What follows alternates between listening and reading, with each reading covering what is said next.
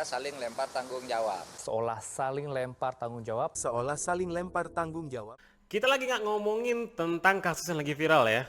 Bagi Anda yang sedang memegang suatu posisi seperti ketua yayasan, ketua DKM, atau ketua-ketua lainnya, atau ketua di bisnis Anda sendiri, pasti pernah mengalami berbagai masalah di internal Anda. Sementara ketika Anda memulai memperbaiki konflik tersebut, tim Anda malah saling melempar tanggung jawab sehingga tidak menemukan titik temu. Dan pada akhirnya konflik berujung tidak terselesaikan.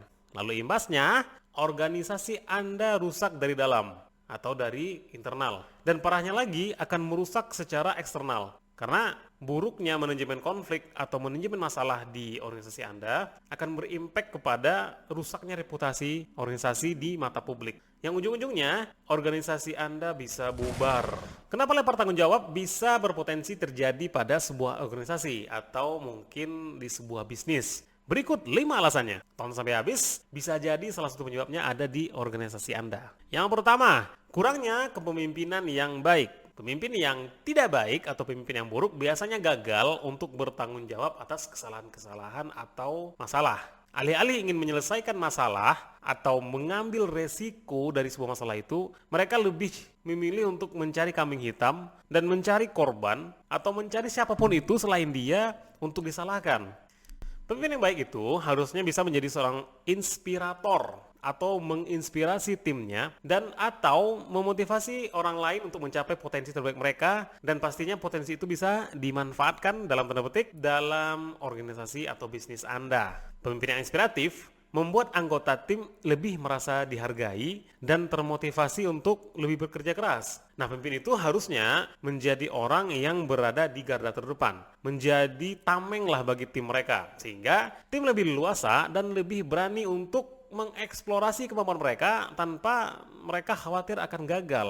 Nah, ketika tim tersebut berhasil melakukan sebuah pekerjaan atau sukses dalam sebuah proyek mereka, mungkin misalnya pemimpin berani mengumumkan itu atau mendeklarasikan itu adalah sebuah pencapaian dari organisasi mereka. Sementara apabila terjadi kegagalan, apabila terjadi masalah dari pekerjaan mereka, dia tidak akan menyalahkan siapapun, dia tidak akan menyalahkan apapun, dan dia siap pasang badan dan mengatakan bahwa ini kesalahan saya sebagai seorang pemimpin. Tuh, baru pemimpin. Malah bukan sebaliknya, ketika berhasil dia klaim itu adalah pekerjaan saya. Kalau enggak saya yang ngerjakan, maka proyek ini tidak akan berhasil. Kalau enggak saya yang melakukan, maka program kegiatan ini enggak bakal bisa dilakukan. Pemimpin macam apa yang seperti ini ya? Dan apabila terjadi masalah, dan kalau seandainya gagal itu kerjaan, dia bakal mengatakan bahwa kami punya kekurangan, kami punya keterbatasan. Jadi, apa pimpinan di organisasi Anda masuk dalam kategori ini nih? Tulis di kolom komentar ya. Yang kedua, ketidakjelasan tugas dan tanggung jawab pada tim. Ketika peran dan tanggung jawab tidak jelas, individu mungkin merasa nggak yakin tentang apa yang diharapkan dari mereka dan apa yang diekspektasikan oleh perusahaan terhadap mereka. Sehingga apabila terjadi konflik atau terjadi masalah, mereka lebih mudah untuk menyalahkan orang lain ketimbang mengkoreksi pekerjaan mereka sendiri. Misal, di yayasan ada bendahara, ada sekretaris. Maka tugas masing-masing mereka jangan ketuker, jangan tumpang tindih. Jangan amanahkan perihal keuangan kepada sekretaris. Dan jangan suruh urusan surat menyurat kepada bendahara. Karena jika terjadi masalah, bagaimana dan kepada siapa dimintai pertanggungjawaban? Wong kerjaannya nggak punya dia kok gitu kan? Sehingga potensi terjadinya lempar tanggung jawab akan semakin besar. Di yayasan atau sekolah Anda masih ada nggak nih satu orang yang punya 2 atau 3 kerjaan yang bukan kerjaan dia? Kalau ada yang punya pengalaman, tulis di kolom komentar ya. Yang ketiga, kurangnya komunikasi. Pak Ketua Yayasan, Pak Kepala Sekolah, atau Bapak-Bapak Kepala-Kepala lainnya, kapan terakhir kali ngobrol sama anggota-anggotanya? Kapan Bapak Ketua Yayasan terakhir kali ngobrol dengan mudir sekolahnya? Kapan Anda terakhir kali bertukar pikiran dengan karyawan di bisnis Anda? Komunikasi yang baik itu mesti dilakukan seintens mungkin, seoptimal mungkin. Apalagi yang terkait dengan pekerjaan di tim kita. Tapi kalau pimpinan nanya-nanya mulu lebih ke cerewet kali ya. Komunikasi yang baik juga mesti dilakukan. Baik ini maksudnya adalah baik secara waktu dan tempat. Baik itu bukan berarti Anda maksimal dalam berkomunikasi, tapi lebih kepada optimal. Optimal nggak nih terjadi komunikasi antara Anda dengan jajaran Anda? Ya sebenarnya serba salah juga.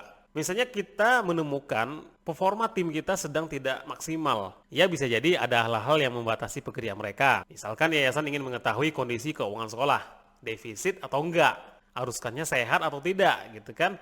Kadang-kadang nggak serta-merta ketika dimintai hari ini langsung tersedia di hari itu juga. Sekolah juga pasti butuh waktu 1 hari, 2 hari, mungkin seminggu, atau mungkin sebulan. Karena memang menyusun laporan keuangan nggak sesederhana itu. Nah, apa solusinya? Solusinya adalah mencari alternatif komunikasi atau media komunikasi yang lain. Komunikasi juga tidak bisa atau tidak harus diartikan menggunakan bahasa verbal, yaitu kata-kata dan seterusnya. Anda juga bisa mencari alternatif komunikasi, khususnya terkait keuangan, dengan menggunakan aplikasi-aplikasi gratisan yang disediakan oleh Google misalnya. Anda bisa gunakan Google Spreadsheet untuk mencatat laporan keuangan di sekolah misalnya, atau di yayasan, atau di DKM, lalu memberikan hak akses kepada orang-orang yang membutuhkan, misalnya ketua yayasan, kepala sekolah, mungkin ketua DKM, untuk membaca laporan keuangan secara bersama-sama, sehingga penulisan dan pembacaan bisa dilakukan secara paralel, sehingga waktu bisa menjadi lebih ringkas. Nah, apabila Anda mungkin ribet pakai Google Spreadsheet, nggak ngerti rumus-rumusnya, bikin lagi dari awal,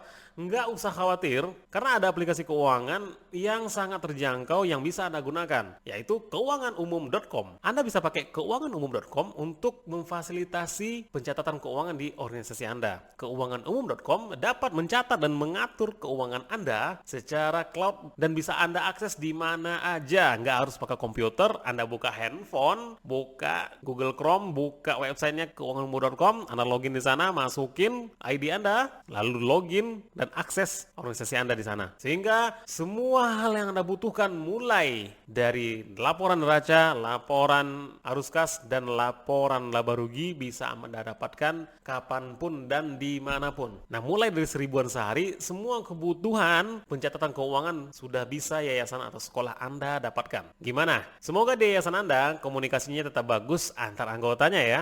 Oke, kita masuk yang keempat, penyebab tim Anda terjadi lempar tanggung jawab, yaitu budaya organisasi yang buruk. Solidaritas antar tim harusnya menjadi fundamental dalam menjalankan organisasi dan bisnis. Jika organisasi atau bisnis yang Anda kelola atau yang Anda jalankan masih kecil, maka coba hidupkan budaya organisasi yang positif.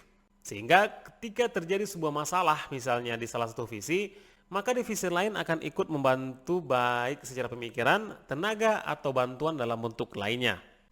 Sementara jika budaya organisasi Anda buruk, maka antar divisi justru akan merasa bodoh amat. Ngapain gue harus repot-repot bantu divisi lain? Kerjaan gue juga gak kelar-kelar nih divisi ini. Gimana? Budaya organisasi Anda apa udah baik atau belum? Tulis di kolom komentar ya. Nah, yang terakhir, yang kelima, tekanan dan stres yang berlebihan. Sebagai pemimpin organisasi atau bisnis, Anda juga harus mengukur sebesar apa tanggung jawab tim Anda dan harus disesuaikan dengan kapasitas dan kemampuan tim Anda juga. Apalagi organisasi Anda semisal yayasan yang dijalankan oleh tim secara sukarela, nggak digaji, sehingga penugasan berlebihan yang bahkan menyita waktunya bisa berakibat pada kinerjanya yang nggak bakal selesai secara optimal. Makanya memang dibutuhkan kebijaksanaan dari seorang pemimpin untuk meletakkan posisi-posisi yang mampu dikelola atau dikerjakan oleh tim Anda. Karena kalau seandainya terjadi tekanan atau stres yang berlebihan, maka solusinya ya udah lempar tanggung jawab. Saya nggak mampu melakukan ini, Pak. Saya nggak sanggup melakukan ini, ya udah lempar tanggung jawab. Itulah dia penyebab tim Anda bisa saling lempar tanggung jawab dalam pekerjaan mereka. Mudah-mudahan hal-hal tersebut nggak ada di organisasi Anda ya. Jangan lupa like, komen, dan subscribe kalau video ini bermanfaat ya. Share sebanyak-banyak ke kawan-kawan kamu. Semoga penyebab saling lempar tanggung jawab nggak terjadi di organisasi Anda.